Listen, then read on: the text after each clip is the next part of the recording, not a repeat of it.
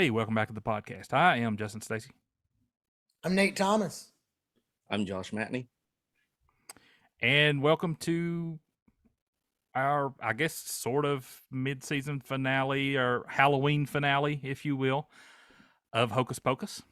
So it's been a fun 4 weeks of, Halloween-esque movies. So I think our choices have been good thus far. Oh, I agree. Mm-hmm. Yep. So of the 5 movies we've watched, I've enjoyed 2. So that's been not quite that low. I enjoyed Beetlejuice. It's just not a good movie. Yeah. I mean, I obviously enjoy this movie since I watch it every year.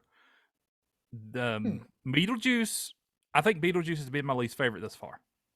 No, I take that back. The sequel of what we're talking about tonight is my least favorite thus far. But we will get into that when we get into it. Yeah, thumbs down. Oh. I guess for me, I just never had I didn't have enough to talk about Beetlejuice. I thought I would, but I'm just like, there really wasn't much to talk about it. Not a lot. Yeah, not a lot. Nate, this was your first viewing of Hocus Pocus. Is that right? Or no? I can't wait to talk about it in a few minutes. All right. I can tell you why I feel the way I feel when we get to it. I would hope that you can tell us the way you feel. Be honest. Yes. Please. Okay. Good stuff. Well, remember to like our content, subscribe to our YouTube channel, share, regardless if you liked it, and give us a comment. And with that, sit back, relax, put your feet up as we open a bottle of pop culture. Gonna talk about some really cool stuff. Well, Josh, Nate, and I, we're gonna blow this thing up. We're gonna talk about the movies you love. And if you don't, well, that's just tough. But we're gonna talk about shows that are awesome. You'll say, whoa, when we talking about Blossom. This will be your one and only stop for everything nerdy in a bottle of pop culture. All right, getting right into it. Let's explain this movie badly.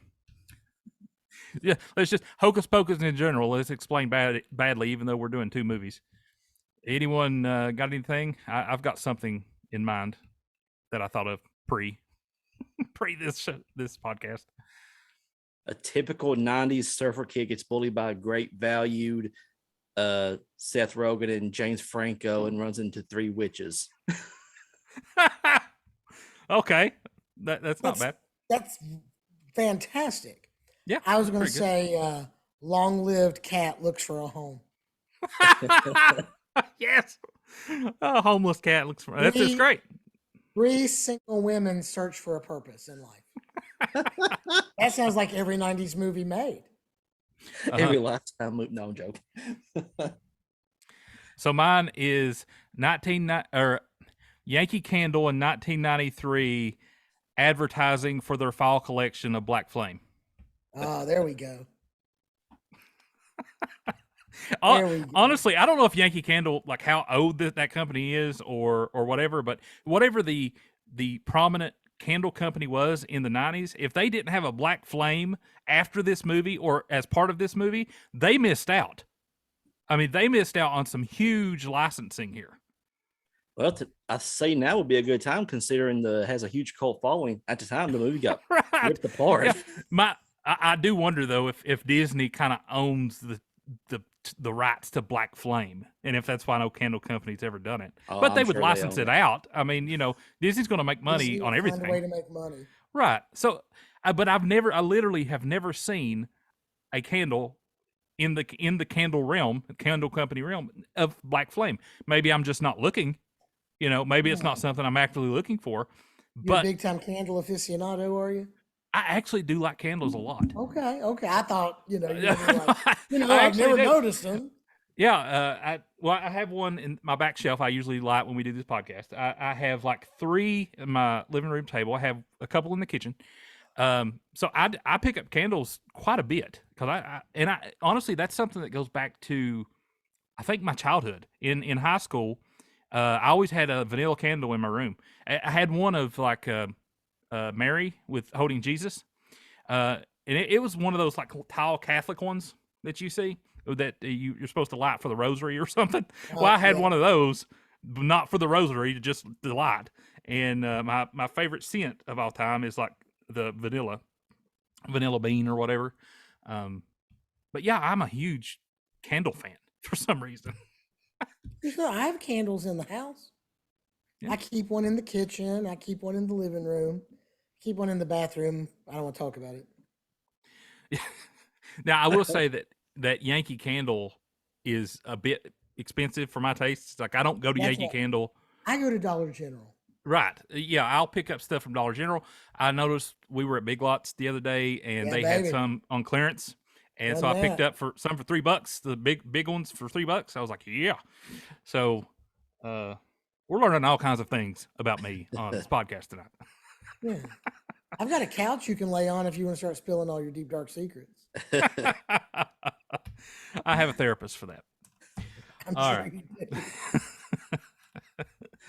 Okay, well, where do we want to dive into this first? As we said, Nate, this is your first watch. What was Yeah. first impressions? Well- Let's talk about the first movie first because we might taint the podcast by talking a lot about the second movie at the beginning with. So let's talk about the first movie. Well, I'm a little older than you guys. Mhm. So I was right at the age where I never would have caught this growing up. I was just a little bit ahead of it. Like I was in high school when it came out. And 14, 15-year-old young men are not going to watch Hocus Pocus. I don't have any younger siblings, no little sisters or anything. So I never watched it. I just over the years never watched it. I'm clearly not the intended audience. Mhm. So when it comes on and I'm watching it in 2022, my first thought is, this looks like a Disney Channel movie, which it was. My thought is, this storyline is silly, which it is. So for me, I didn't think it was funny. I didn't think it was cute.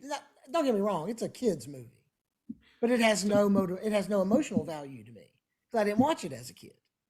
So for me, it was like, yeah, it's fine. Yeah, whatever. And then I watched the same movie made 30 years later. So the second one, I watched it in 4 sections. The movie's an hour and 40 minutes long. It took me 4 attempts to get through it. Yeah. I just couldn't do it. I have paid attention to the second movie because, like you, I realized this is mostly the same movie with what I would call dumber storylines. Like I thought the first one, at least, it was original for its time. I hadn't seen, It is. but Excuse me. to go forward, you got the same story. You changed the sort of the plot devices or whatever. Instead of the witches trying to get a formula or a spell to live forever, now they're actually just trying to take over Salem. Like they're trying to destroy this pastor who is a descendant of the mayor for that basically tantalized them or whatever, cursed them back in the 1600s. And I just thought that was a dumb story. Like, I don't care. That was not an interesting plot to me. I think honestly, just the first few minutes was more interesting than the whole entire movie. I personally. liked the agree. prequel section. I love Yeah. that I said, let's not talk about the second movie. And here we are. We're talking about the second movie. But I loved the first few minutes because you got the prequel. And I was thinking to myself, if we wanted another Hocus Pocus movie, give me an hour and a half prequel. Give me 1600s Salem. Mhm. I don't want any more. No money in it. There's no money in No it. money in it. You want the stars. You want Bette Midler and you want Sarah Jessica Parker and that other lady that I can never remember her name. Kathy. Kathy something. Najimy or something. Yeah, something like that. So yeah, that's sort of, I guess they're thinking that's the draw. That's what's going to make us money. We got to have them in it. You could have had them in it as from their perspective, reflecting. So it's sort of like the it, or you've got in person, present day, and then you're reflecting, and so you get the full backstory. You could have done that, and I think it would have been a better movie for the sequel. But again, I digress for a minute because I want to get back to the original. And Nate, I think even though it may have seemed like a Disney Channel movie, this released in theaters. Like this was not made that's for what TV. It felt like to me. Right. And I think a lot of it is because it's dated. It's a 90s Disney movie. Mhm. So it's dated. I don't think it had a huge budget. Clearly not. The second one definitely didn't have a huge budget. I think they made that with $2. But the first one, it was a lower budget film. I don't think they had big expectations for it. If they had, they would have released it in October. But no, they released it in July of 1993. That's the dumbest marketing ploy that you could make for a movie. Why would you do that if you had any faith that the movie was going to succeed? I don't think they did. Was it released in July, or was it? It was released in July and it bombed. It was a summer movie and it bombed. But of course it would bomb. It's a Halloween movie. If I remember right, it bombed and was on TV before Christmas. If I'm remembering correctly. I think you're right. I think it bombed so hard that probably Halloween season they probably put it on. Like, you know what? We might as well. Mm-hmm. And I remember, I don't know if I went and see it in theaters, but I guarantee you I seen it that fall season when it first came out. Right. And I do wonder when was it that it became popular? Because I don't remember that. And I remember liking it, as a kid. And again, Nate, you said this is targeted for kids. It absolutely was, and I liked it as a kid. Right. But when is it that it took off culture-wise? When did it become a pop culture phenomenon? And I'm trying to remember because I don't think it was the 90s. I think it's been later than that. I feel like it was definitely the 2000s for sure, because like in the 90s, I remember it, but like you didn't really have a bunch of people saying, oh, Hocus Pocus is going to be on this season. You ready to? It was like, honestly, it was just like, okay, it's going to be on the 13 days of Halloween. You kind of expected that. Yeah. And I think 2000s, as the millennials would get older, they kind of like, they gravitate that towards may be like, it. Yeah. It may be because our generation's so obsessed with nostalgia. That's why things like this has longevity, where maybe normally it wouldn't. Also, I think that Halloween as a marketing tool, or corporate Halloween, let's call it. I think it's got bigger over the past 2 decades. So I think that's a part of it. We went in the 90s. We had 13 days of Halloween for TV shows, and that lasted up until I would say the later 2000s. 2009, 2010, whatever. Then every network decided to up it to 31 days of Halloween. Mm-hmm. So now it's the full month. And you can see that retail stores, the Halloween stuff comes out earlier and earlier. It's like after 4th of July, you're starting to see Halloween stuff. Kind of the same with Christmas too. They just don't wait anymore. But you also have Halloween specific stores pop up and be open like year round. Yeah, and I just think that Halloween is becoming more and more popular. It's pop the biggest non-holiday holiday. Yeah, and I think that has helped from Hocus Pocus. Yeah, and it was always like probably one of my favorite times, just because mainly because of what would come up on television, like the Halloween stuff. Agreed. And I don't know, it just seems like a fun, like I don't know, people's always like Halloween is the time to watch horror movies. I'm just like I watch it every day, so it's like it's funny. I guess, because go ahead, finish that. I was gonna say, I guess it's kind of like those Halloween specials definitely influenced me on like what my taste in like certain media is. Yeah. As a kid, at least, I was more into the Halloween specific cartoons. Mm-hmm. So that's when you had your episodes that was Halloween specific that would come out of all your favorite cartoons. Yeah, I always loved that. Simpsons, with what they call it, The Treehouse of Horror. Treehouse of Horrors. They've done that forever. Those were always, in my opinion, the best episodes of Simpsons. And if I was going to watch Simpsons, I would just watch those now. Honestly, Like if they would have just continued on with that or the holiday specials, I think the show would still have been okay.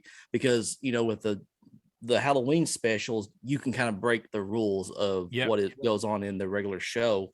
And one of my favorite episodes is always going to be the Shining, making fun of the Shining. And the joke is, I got the Shining, and they're like, "Don't you mean the Shining?" And they're like, "Shh, you don't want to get sued." Yeah. Yeah. Well, this year they're doing Not It. I'm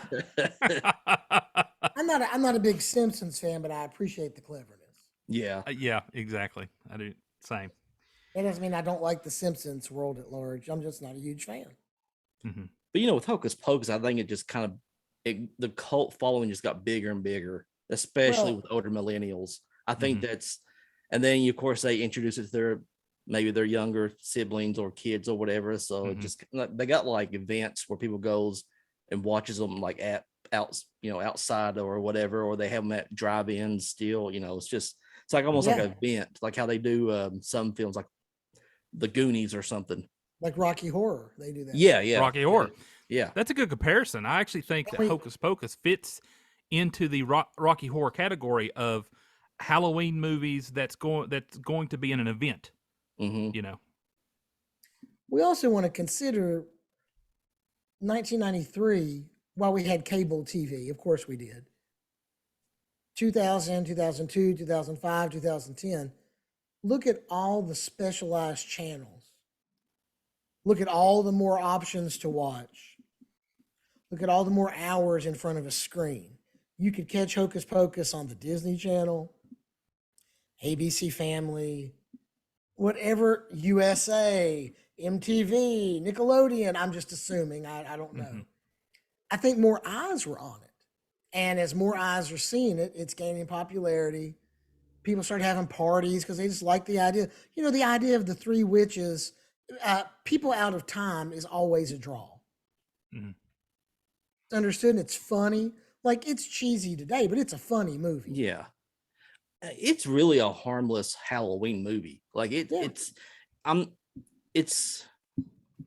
course the first will always be the original, or iconic, but it's almost like one of those Halloween films, like you kind of expect it to be part of that Halloween season, kind of like Beetlejuice or the original Halloween. Like, I would almost be weirded out if Disney didn't play this every year somehow. Right. Yeah, it's Man, part of their. Go ahead, Nate. I was gonna say, I'm gonna have to get some of the music to DJ our trunk or treat on Main Street down here, because I know people will want it because they love Hocus Pocus. Yep. I mean, I already have I Put a Spell on You. Even I knew that song. It was a Stevie Wonder song? Well, the one from Hocus Pocus. Oh. I Put a Spell on You from Hocus Pocus. And then, the two from this movie, whatever the one they remade and then the original, I know I can play safely on Halloween. So there's some people they're drawn to this movie. What's going on with your mic, Nate? I'm trying It's to rattling. fix it. Yeah, I'm trying to fix it. I thought there was an earthquake going on at your house because it's like mic was shaking. I I had was like, "What's?" a piece fell off of it. Oh, A okay. bolt, and I'm trying to reattach it. Yeah, He read from the book. That's what's going on. He read from the book. He dropped the You candle. did. You read from the evil book.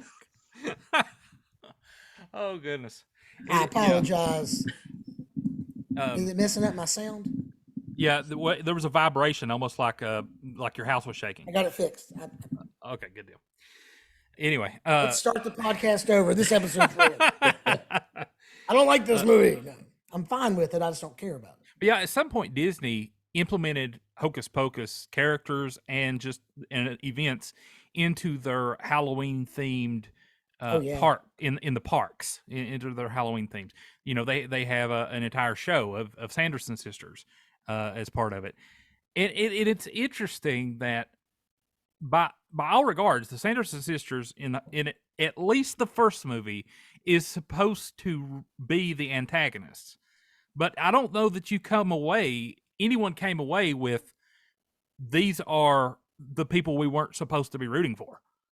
like I think they're joke villains, and thus it makes them likable.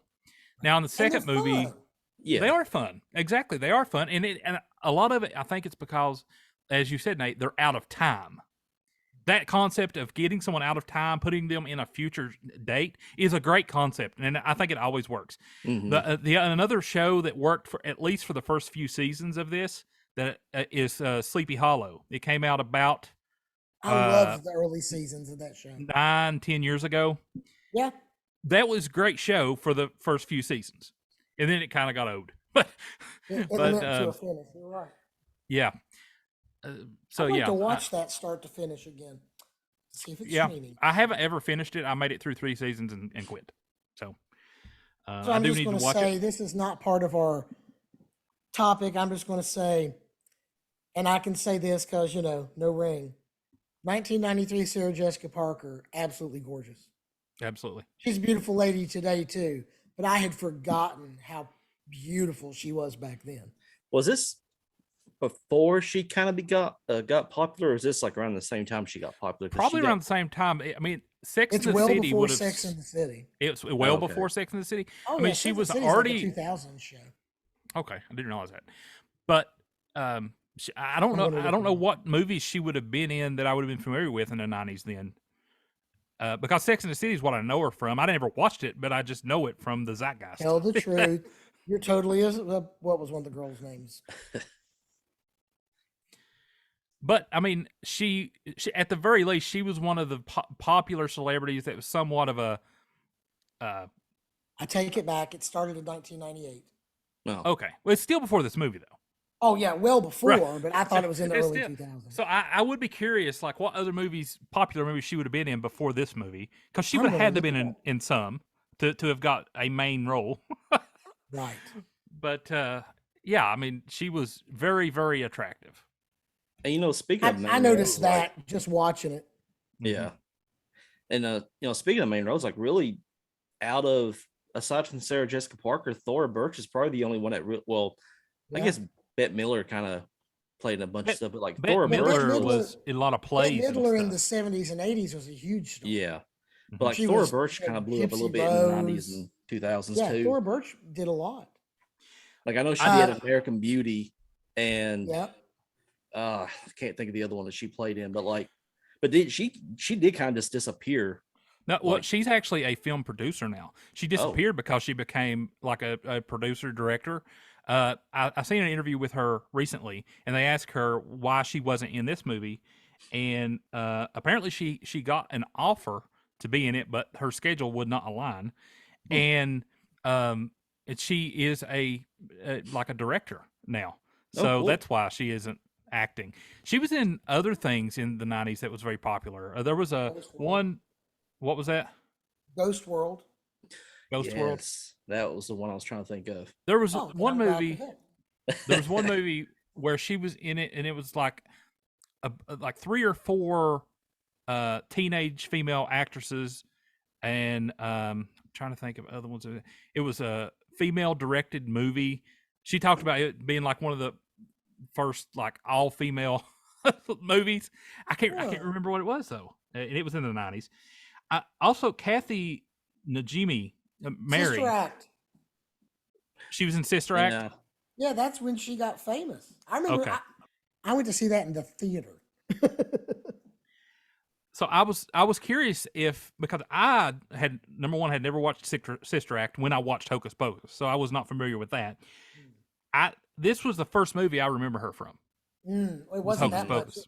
It could have been more than 2 or 3 years later. Right. And so something else that's kind of funny about the casting. Well, Doug Jones playing Billy. Yeah. Yeah. I don't know how popular he was in the 90s, but he became a very He's amazing. popular actor. He's an amazing actor. honestly, I mean, he you was don't- probably the highlight of both of the second film. I agree. Yeah. You don't know his face hardly because he's always under mountains of makeup. Mhm. That guy is amazing. Yeah. Yep. Yeah, he plays is it Sulu? It's in Star Trek Discovery. If you watch Star Trek Discovery.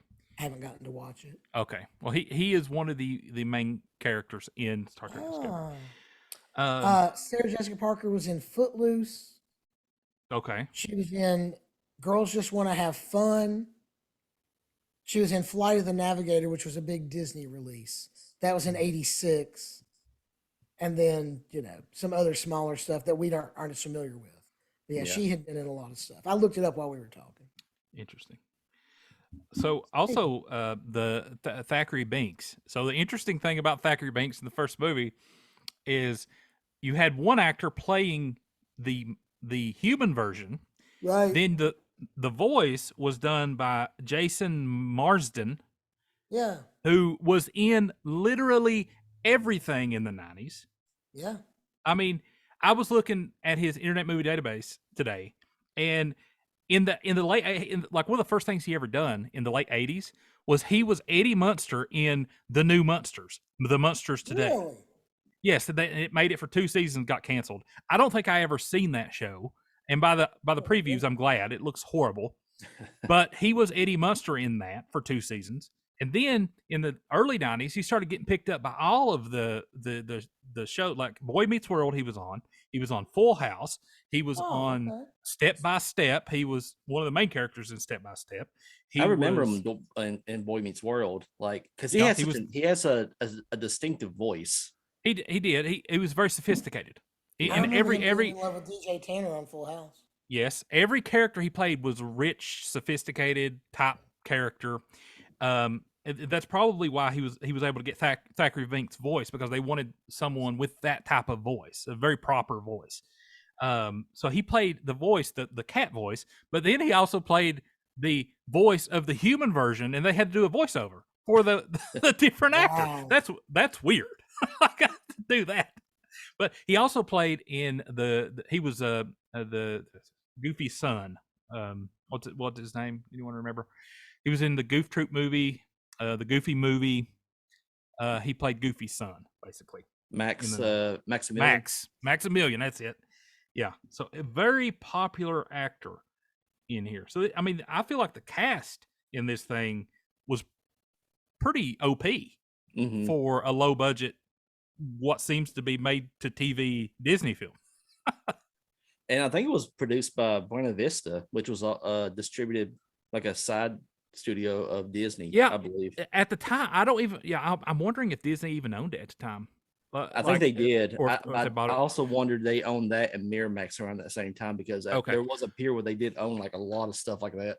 So I know Buena Vista they owned, and they didn't change the name till probably the last 6 or 7 years. They changed it.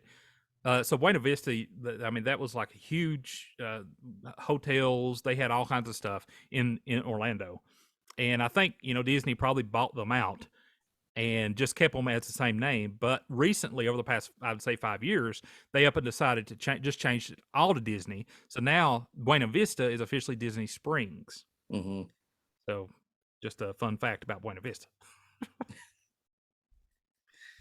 I do think the movie, the second one was a lot more tame for a more like a G-rated audience versus this one. Seem that. I feel like this one had a little bit more of those little edgy jokes, like the go to hell joke with Billy and the Sanderson sisters, that little part. So yeah, like there was because like I remember seeing that like on certain channels, like ABC or whatever. I wouldn't see it on Disney Channel. Like they would edit that part out. Oh yeah, it is right. Like so, yeah. ABC and ABC Family, I think, is where you would normally see this thing. Oh, I bet. Yeah. Now I'm guessing Disney Channel. I don't even know what Disney Channel airs anymore. Like, I mean, we have Disney Plus. We don't have actual, TV, quote unquote. It's not for us. Right. So I would bet that at least the sequel would be Disney Channel appropriate, because it was so PG, as you say, Josh.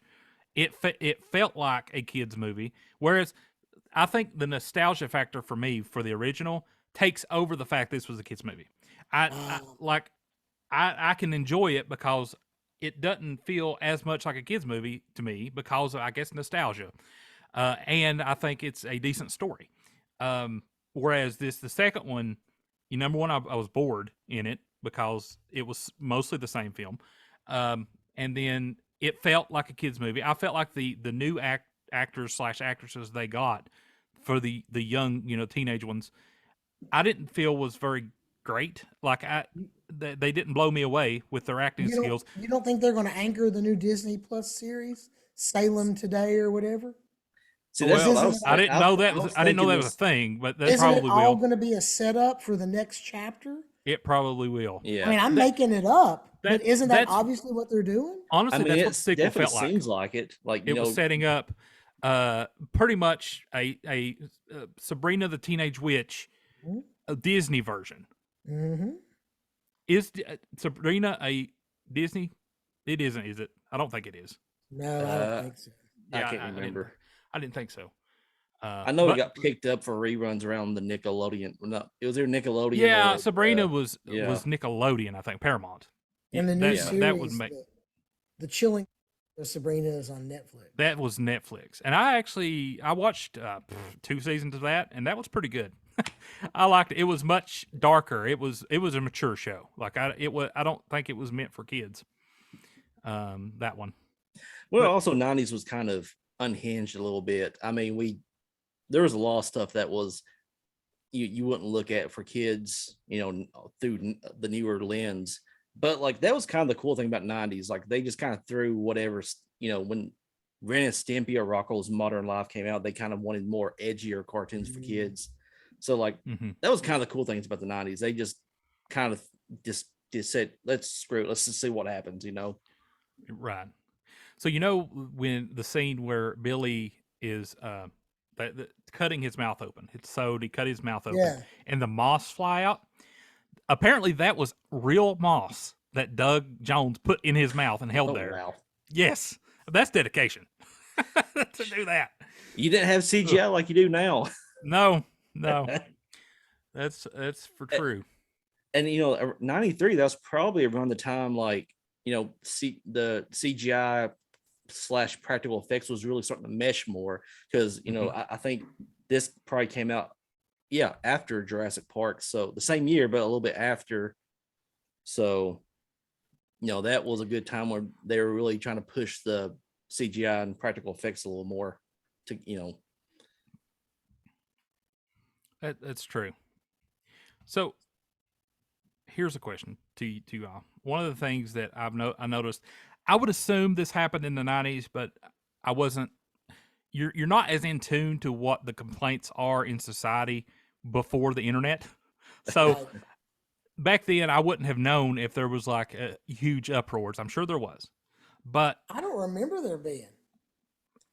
Honestly, I don't remember any huge uproar for anything. Okay. And I don't see how there could have been with just the first movie, outside of maybe Sarah Sanderson was a little sexualized and people could complain about that. But I mean, that's just Sarah Jessica Parker. She was sexualized in the 90s. But even if she was, kids don't see that. Right. That's the point. That's a good point. The things that we see as an adult, kids don't see. You can watch kids' cartoons that have adult innuendos. You would have known it as a kid. And that's the beauty of it, really. I think that's why millennials have such a nostalgia too, because now they can look back on some shows like Rocko's Modern Life or whatever and be like, I didn't catch that when I was a kid. Of course you didn't, because right. But yeah, sorry, Nate, go ahead. No, I was going to say though, it's like today, people want to be upset. Yeah. People want, it's the same people who say, well, Harry Potter, people want to be wizards and witches. Yeah. People watch Star Wars and want to be Jedi. People watch Batman and want to be Batman. People watch whatever a little girl's thing would be. I'm not that familiar and want to be that character. I want to be a That's imagination. Yep. Now, I mean, I don't want to sound like that guy, but people need to just grow up. Not everything. Really, the first time I heard anything as an uproar was when Harry Potter first came out. And it wasn't like, for me, it wasn't really, I just heard like little parts of it throughout school, maybe like on, around outside of family. But it's like, I never saw it in an extreme way, like where people are like being interviewed by news people saying, I have to like lock my kids up from the devil outside. Like, But you didn't hear Right. it when the first 3 books came out. You heard it yeah, when the movies came out That's because a very good Americans point. don't read. Yep, very good point. And I have definitely heard it for the sequel of Hocus Pocus. That Oh yeah, I mean, people are getting TikTok famous by posting ridiculous notions that my kids watched it, now they're being haunted by witch spirits or evil right. spirits or whatever. Most ridiculous thing in the world. But I do I know agree. that if these people are truthful, and that's the problem with today, you don't even know if these people are being truthful or they're just wanting a viral video. You don't yeah, know. But if these people are being truthful, I think it falls within that realm of religious fundamentalism. That Sometimes. that because I do remember that. I do remember hints of that in the 90s or hearing about that, book burnings and things like that. I hmm think it's all within that mind frame that you can't, as a religious person, as a Christian specifically, you can't ever allow yourself to dive into these realms because it portrays something satanic or evil or demonic or whatever. And just watching it, just exposing yourself to it will cause you to fall into it, to well, it's going against the American norm, the American norm of its time. Anything like, I mean, that's what happened with bands like NWA or Marilyn Manson when Mhm. their albums came out. Kind of going against the normal grain. People protested and burned their albums, which I thought was dumb because they bought the albums and burned them, which didn't make sense. But whatever. I mean, waste your money and then and burn it. Yeah. I just hate this fundamental, and I think that we are getting worse with it as a culture, not just religious people either. I think everybody's getting fundamental with their beliefs. And and we are at a point where we want to silence mhm. the retractors. If it's against our religious beliefs, we want to silence them. If it's against our political beliefs, we want to silence them. And Right. that's a dangerous road to take.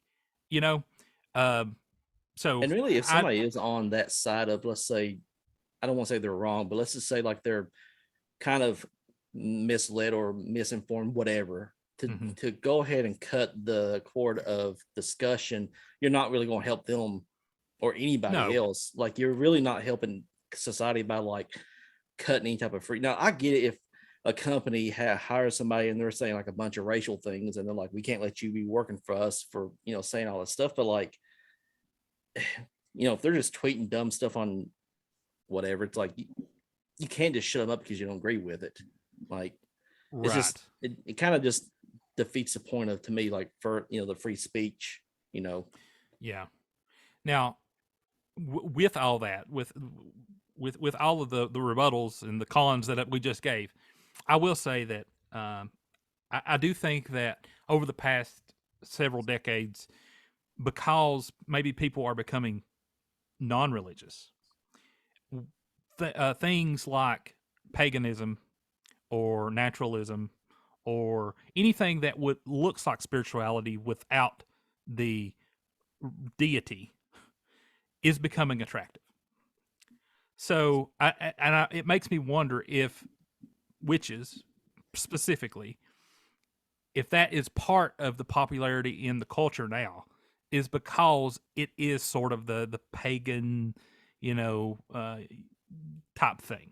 Well, I think anything kind of taboo or whatever it kind of becomes attract.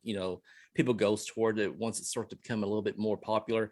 But Hmm. the whole witch thing to me is like, it may get popular, then it kind of die off, kind of like how zombies were a very popular thing, how werewolves were. So it's like, to me, this could just be a little phase in this until something else becomes popular. Like, I don't know, let's say creep uh, crazy dolls, I guess, like, Right. whatever.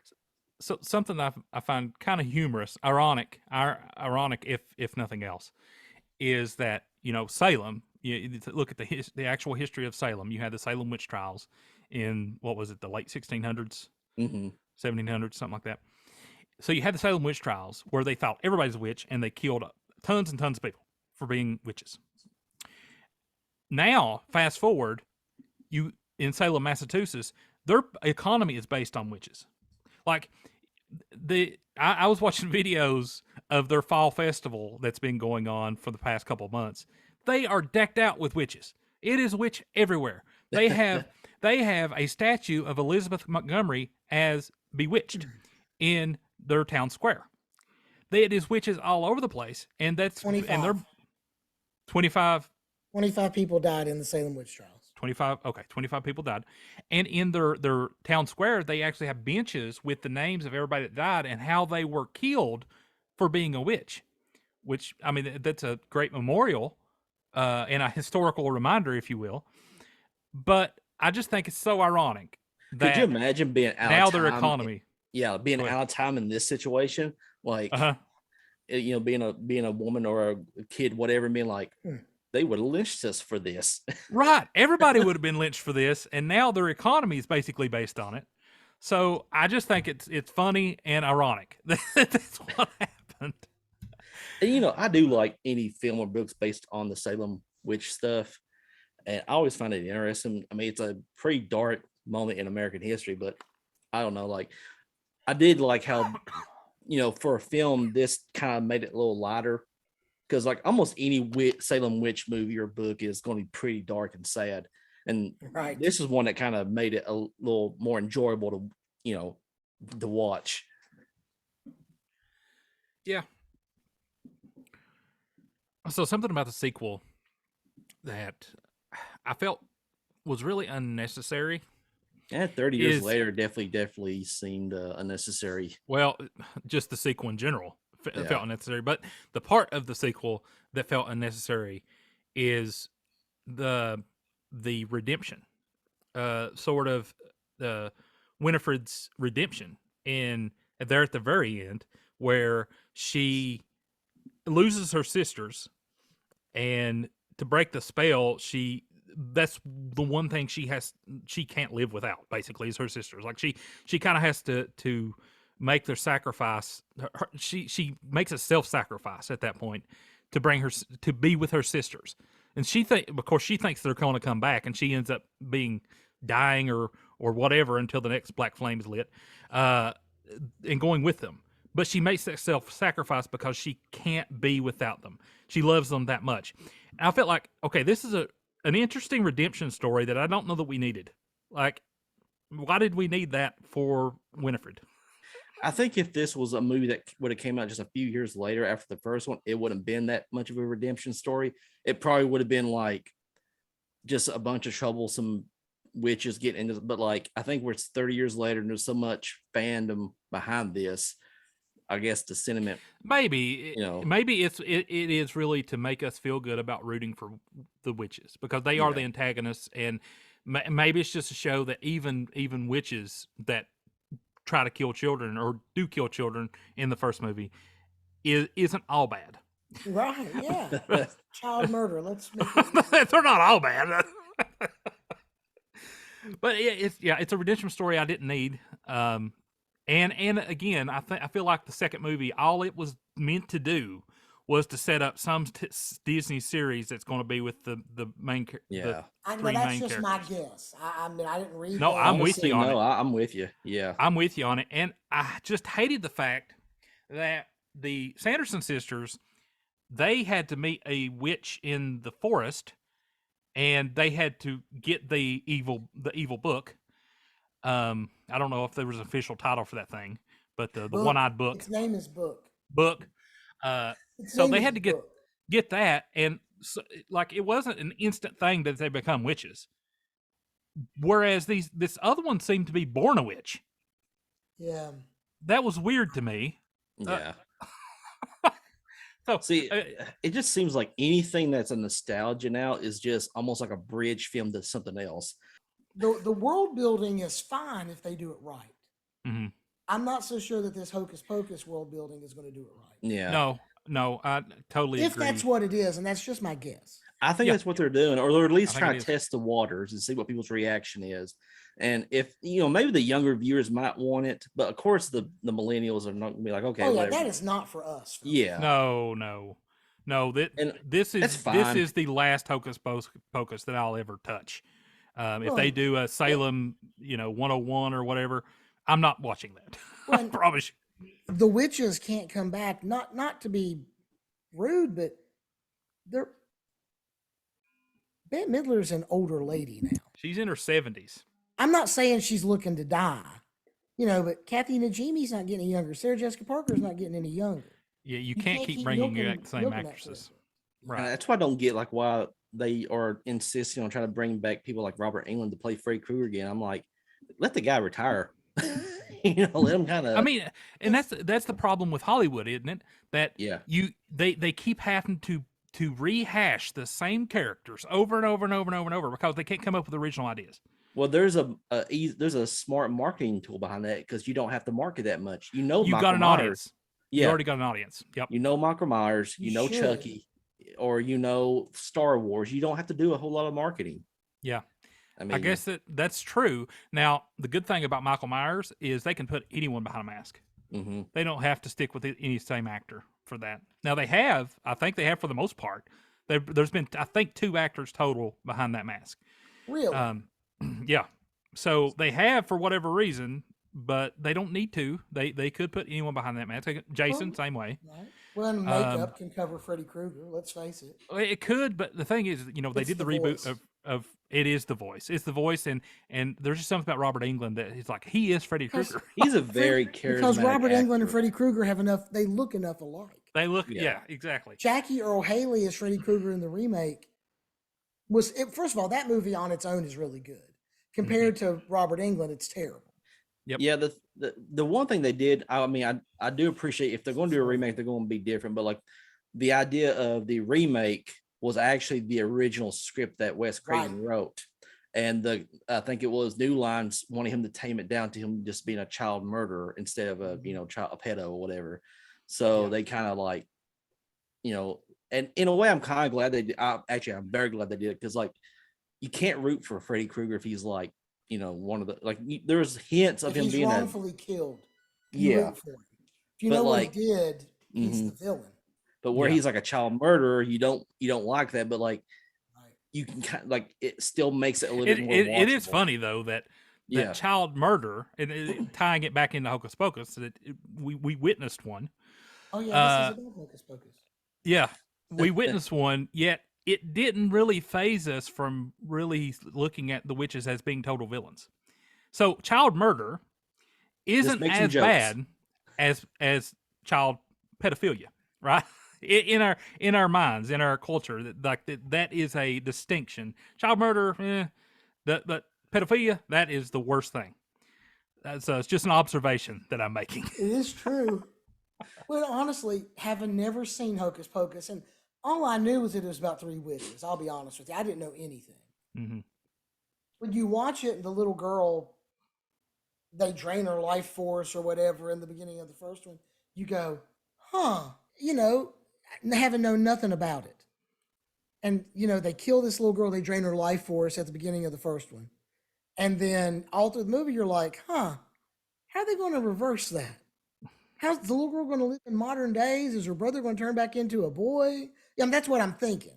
Mhm. And then the movie just ends and they're both dead. You go, oh, well, okay. There were some stakes. Like that's something I do appreciate because like it did have a little bit more of a mature like writing style than I think the second one did. There Like, was a bit. To me, the second one was like strictly like if a light PG, where this one was a little more edgier PG rating. Yeah. And Honestly, if how you would is have told it- me this was if I didn't know this was a Disney film, I would say this was something like I would have never thought of this was a Disney film if I Agreed. didn't know that Mhm. prior to watching it. And in universe, how is it possible that that guy in the house in the sequel was watching the original Hocus Pocus? That's a What's good the point. that's and I know I'm thinking way too hard about it, but I couldn't figure out what the joke was supposed to be. Yeah, That's a good point. I don't know. I don't even know if I caught that he was watching it, but I wasn't It was paying the too much scene attention. with Gary Marshall as Satan.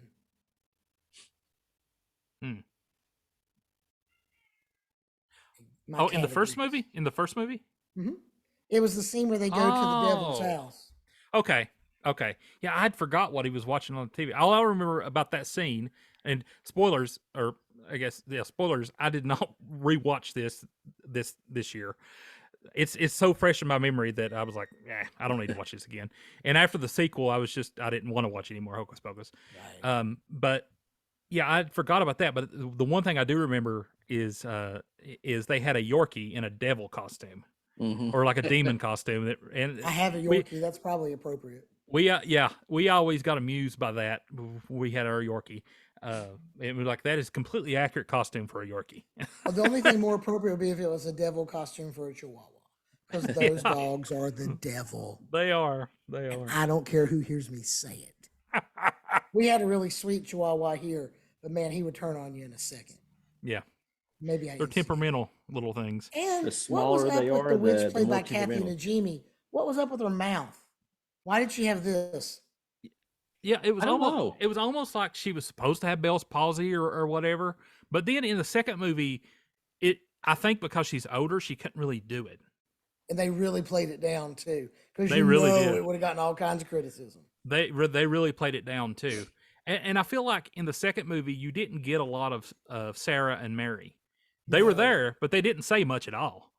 Where it was kind of just Bette Midler and the other actors. That was But it. even in the opening with the three girls, the younger Bette Midler, what's her name again?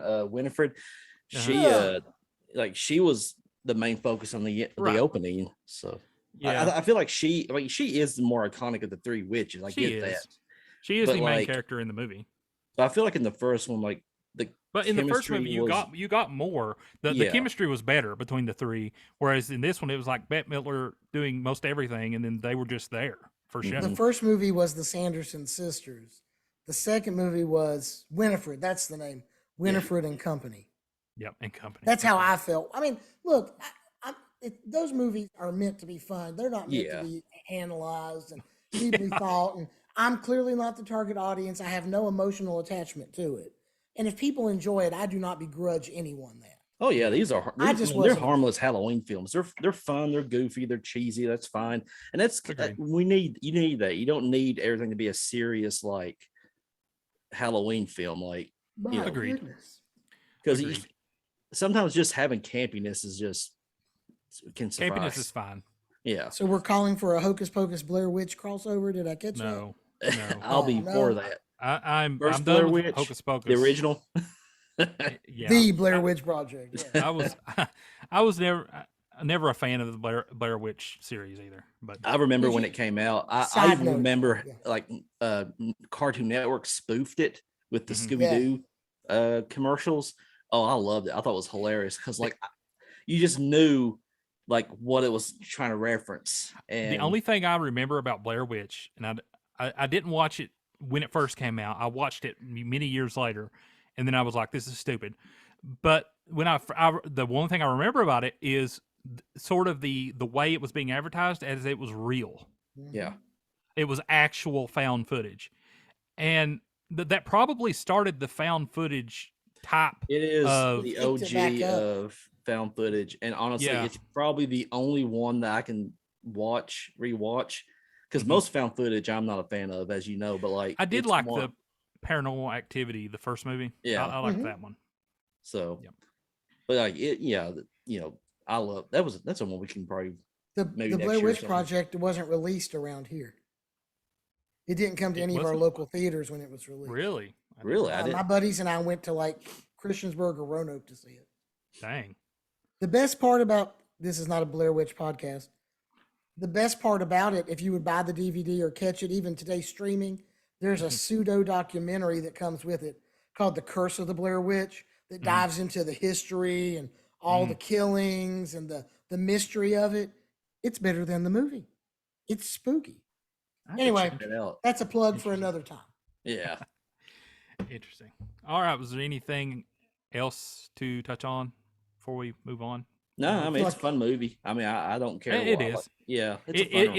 it is a movie I normally watch every Halloween season, and I'll still do it.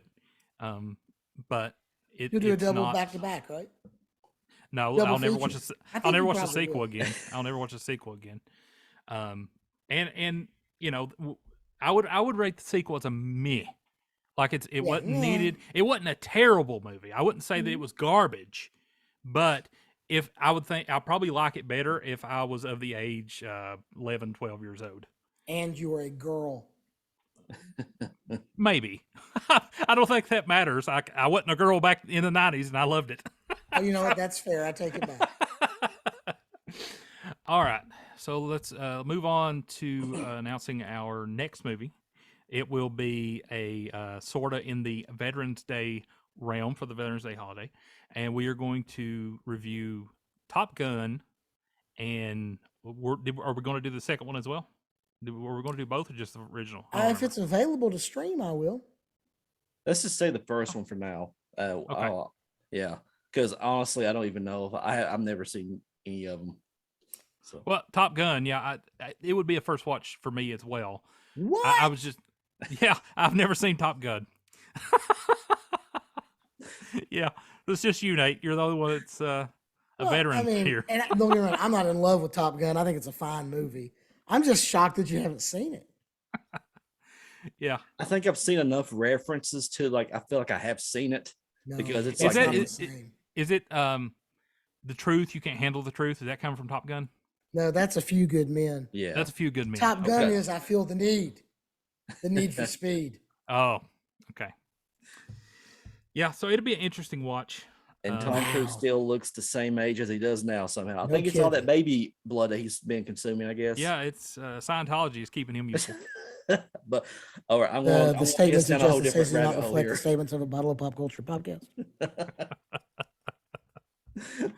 That's fair. All right. Well, closing quotes.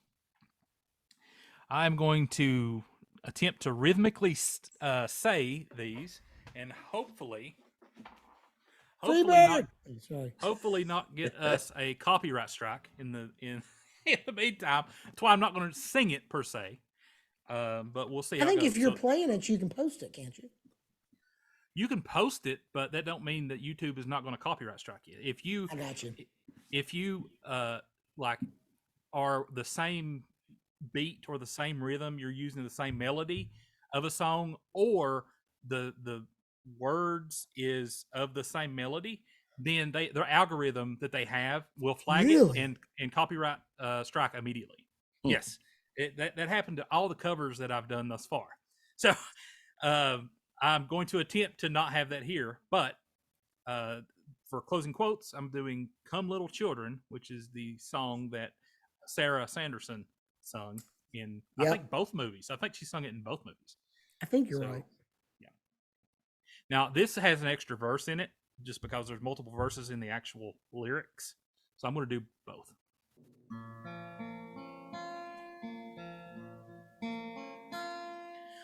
Come, little children, I'll take thee away. It to a land of enchantment. Come, little children, the time come to play here in the garden of magic. Follow, sweet children, I'll show thee a way through all the pain and sorrow. Weep, poor children, for life is this way, murdering beauty and passions.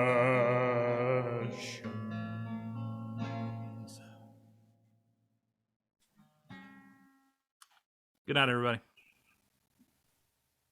Thank you so much for tuning into the podcast. We hope that we were able to entertain you at least for a spell.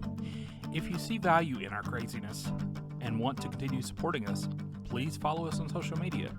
Subscribe to our YouTube channel, like our videos, and share our content with someone you may know. Also, let us know how we're doing. make suggestions for the podcast, leave us a comment, heck, send us an email. Thanks again, and we'll see you next time on the Bottle of Pop Culture podcast.